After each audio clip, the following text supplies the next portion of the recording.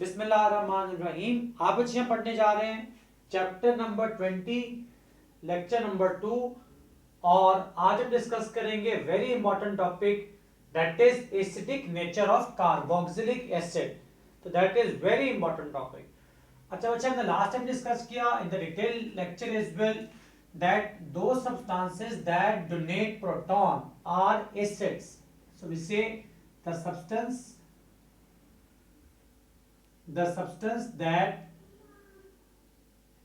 donate proton और बच्चे chemistry में हम प्रोटॉन कहते हैं H पॉजिटिव आयन को। तो जो H पॉजिटिव आयन का डोनर है वो एसिड है। और अगर हम बात करते हैं एसिडिक स्ट्रेंथ की, क्योंकि आज हम डिस्कस कर रहे हैं acidic strength of carboxylic acid and their derivatives. ठीक है बच्चे, तो ध्यान देना क्योंकि carboxylic acid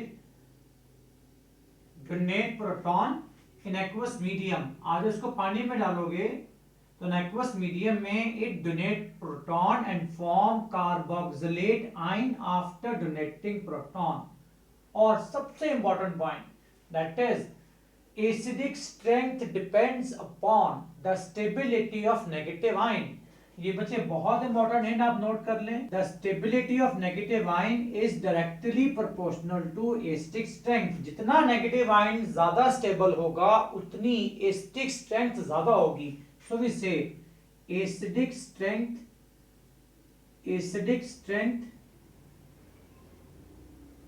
directly proportional to stability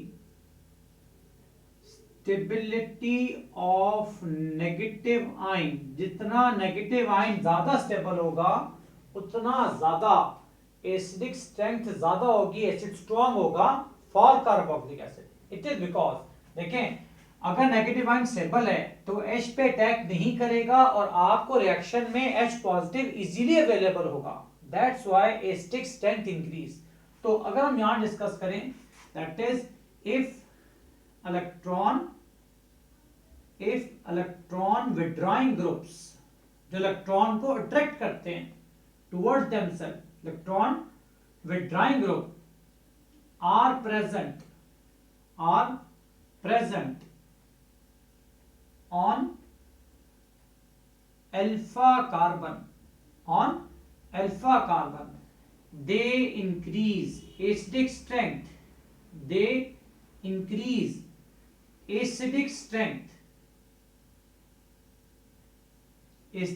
बढ़ जाएगी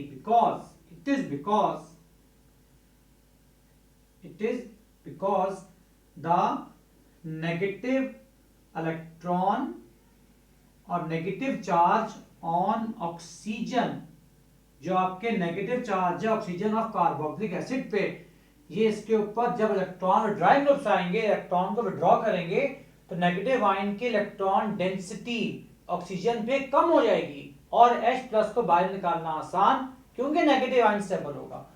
negative electron on oxygen not easily available। So the groups like chlorine, fluorine, NO2 etc. on alpha carbon increase the acidic strength। So that is very important। For example, if we say we have carboxylic acid like CH3CO and OH, अगर हम इसके alpha carbon का एक H निकाल के और यहां place करते हैं क्लोरीन, अब जब यहां पे क्लोरीन आएगा एक H को रिमूव करके वो नेगेटिव आयन को इलेक्ट्रॉन को पुल करेगा टुवर्ड इटसेल्फ। सो इसकी एसिडिक स्ट्रेंथ ग्रेटर होगी as compare to carboxylic acid.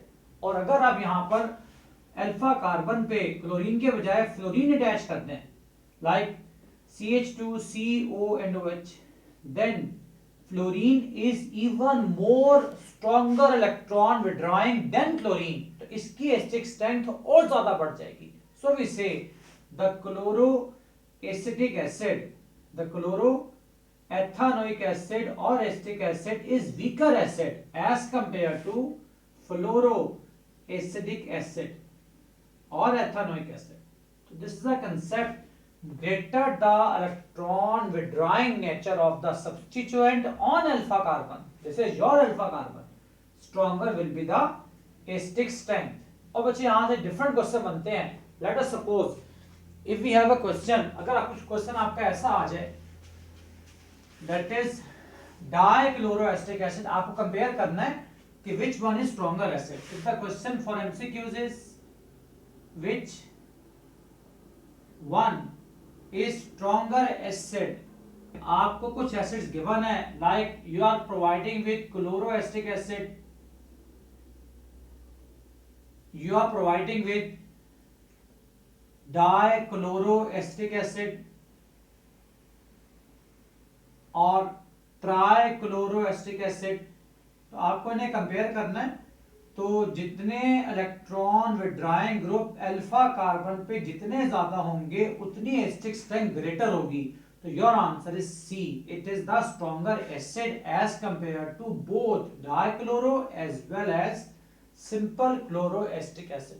तो बच्चे हमारा आज का लेक्चर था regarding acidic nature of carboxylic acid.